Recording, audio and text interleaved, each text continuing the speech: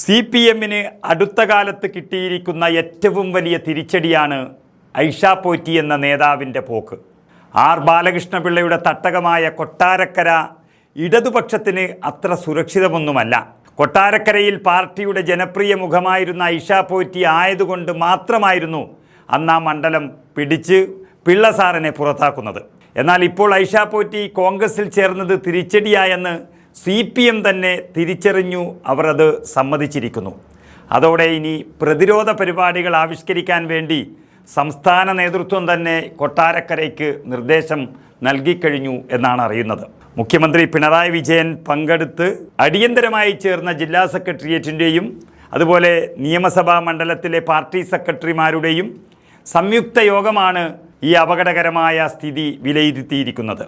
നമുക്കറിയാം, ഈ സംസ്ഥാനത്തിൻ്റെ ധനമന്ത്രി അതുപോലെ പാർട്ടിയുടെ കേന്ദ്ര കമ്മിറ്റി അംഗം കൂടിയായ KN ബാലഗോപാലിൻ്റെ സിറ്റിംഗ് മണ്ഡലമാണ് കൊട്ടാരക്കര. അവിടെ ഐഷ പോറ്റിക്കെതിരെ ശക്തമായി രംഗത്ത് വന്നില്ല എങ്കിൽ പണി കിട്ടും എന്നുറപ്പാണ്. അതോടെയാണ് CPM യോഗം ചേർന്ന് കാര്യങ്ങൾ തീരുമാനിച്ച് വേഗത്തിലാക്കുന്നത്. ഗൃഹസമ്പർക്ക പരിപാടിയിൽ ഐഷ പോറ്റി പാർട്ടി വിട്ടുപോയതിനെ പറ്റി ചോദ്യങ്ങൾ ഉയരുമെന്നും CPM മനസ്സിലാക്കി കഴിഞ്ഞു. ഇത് മുന്നിൽ കണ്ടുകൊണ്ട് ഐഷ പോറ്റിക്കെതിരെ വ്യാപകമായ ഒരു പ്രചരണം നടത്താനാണ് CPMൻ്റെ തീരുമാനം. പക്ഷേ ഐഷ പോറ്റിയെ അറിയുന്ന ആ നാട്ടിൽ ഈ പ്രചരണം വിലപ്പോകുമോ എന്നുള്ളതാണ് ഇനി അറിയേണ്ടത്. ഐഷ പോറ്റിക്ക് പാർട്ടി നൽകിയ അവസരങ്ങൾ ഓർമ്മിപ്പിച്ചുകൊണ്ട് MA ബേബി എന്ന പാർട്ടി സെക്രട്ടറി തന്നെ രംഗത്ത് വന്നത് ഇതിൻ്റെയൊക്കെ ആദ്യപടിയാണ്. പക്ഷെ ഒന്നും ഏശുന്നില്ല എന്ന് നമുക്കറിയാം. കൊട്ടാരക്കര നെടുവത്തൂരിലെ ഈ 2 ഏരിയ കമ്മിറ്റികളുടെ സംയുക്ത യോഗം ചേർന്ന് ഔദ്യോഗികമായി അവരെ പാർട്ടിയിൽ നിന്ന് പുറത്താക്കുന്നൊരു അവസ്ഥാവിശേഷം വന്നത് തന്നെ വിവരിച്ചു നൽകാൻ CPMന് കഴിയാത്തൊരവസ്ഥയാണ്. അതുകൊണ്ട് തന്നെ 19-ാം തീയതി മുഖ്യമന്ത്രി കൊട്ടാരക്കരയിലെത്തി അവിടെ പങ്കെടുക്കുന്ന സർക്കാർ പരിപാടി പാർട്ടിയുടെ ഒരു ശക്തി പ്രകടനമായി മാറ്റണമെന്നും അത് ഐഷ പോറ്റിക്ക് എതിരായി മാറണമെന്നും ഒക്കെ നിർദ്ദേശം നൽകിയിട്ടുണ്ട്. നമുക്കറിയാം, ജില്ലാ പഞ്ചായത്ത് പ്രസിഡന്റും 3 തവണ കൊട്ടാരക്കരയുടെ MLAയുമായ ഐഷ പോറ്റി നിസ്സാര കാരണങ്ങളുടെ പേരിൽ പാർട്ടി വിടില്ല എന്ന് ജനങ്ങൾക്കെല്ലാം അറിയാം. പാർട്ടി അവരെ വഞ്ചിച്ചു എന്നുള്ളത് അവർ പറഞ്ഞ് മനസ്സിലാക്കി കൊടുത്തിട്ടുണ്ട്. പാർട്ടിക്കുള്ളിൽ നേരിട്ടത് ക്രൂരമായ അവഗണനയാണെന്ന് ഐഷ പോറ്റി പരസ്യമായി പ്രതികരിച്ചത് വലിയൊരു സ്ത്രീ സമൂഹം അല്ലെങ്കിൽ സ്ത്രീ വോട്ടർമാർക്കിടയിൽ വലിയ ചർച്ചയാണ് വന്നിരിക്കുന്നത്. അത് മറികടക്കാൻ CPMന് അത്ര പെട്ടെന്നാകുമെന്ന് തോന്നുന്നില്ല.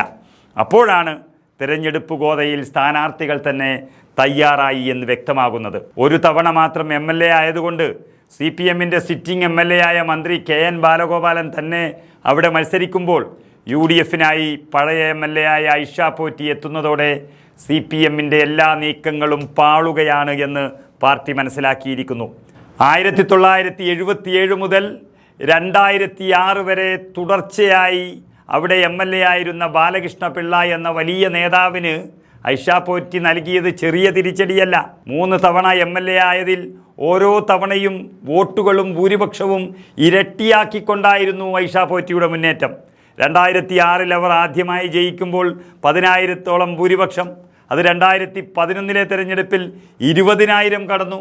എന്നാൽ അത് 2016 3-ാം മത്സരത്തിൽ 40,000 എത്തി എന്നുള്ളത് അവരുടെ ജനസമ്മതി ഓരോ വർഷവും കഴിയും തോറും കൂടിക്കൂടി വന്നു എന്നുള്ളത് ഉറപ്പുവരുത്തുന്നതാണ്. അവിടെ നിന്നാണ് ഐഷ പോറ്റി പണി തുടങ്ങിയത്. ഏതായാലും ഏഴുകോൺ, കരീപ്ര, കുളക്കട, മൈലോം, നെടുവത്തൂർ, വെളിയം, ഉമ്മന്നൂർ എന്നീ പഞ്ചായത്തുകളും അതിനൊപ്പം കൊട്ടാരക്കര മുനിസിപ്പാലിറ്റിയും ചേർന്നതാണ് ഈ കൊട്ടാരക്കര നിയമസഭാ മണ്ഡലം എന്ന് പറയുന്നത്.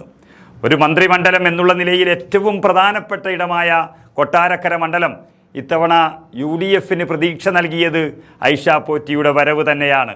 ഒരു കാര്യം ഉറപ്പിക്കാം, കൊട്ടാരക്കര ഇത്തവണ കേരളം ഉറ്റുനോക്കുന്ന മണ്ഡലം എന്നുള്ളതിൽ സംശയമില്ല.